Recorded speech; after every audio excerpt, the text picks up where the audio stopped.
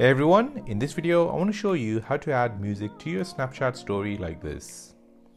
Before we begin, don't forget to subscribe to this channel if you enjoy these kind of videos and turn on bell notification.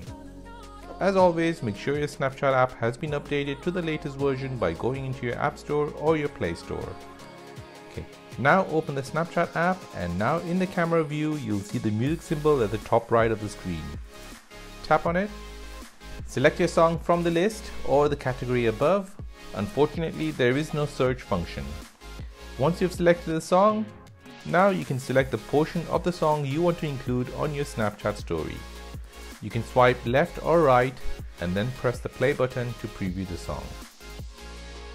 If you want to change the song, just tap on the X and now go back to the music selection page to select another song. Once you've selected your song, you can now tap on the record button to record your Snapchat story. And there you go, that is how to add music to your Snapchat story. My name is Karthik and you're watching The Simple Dad.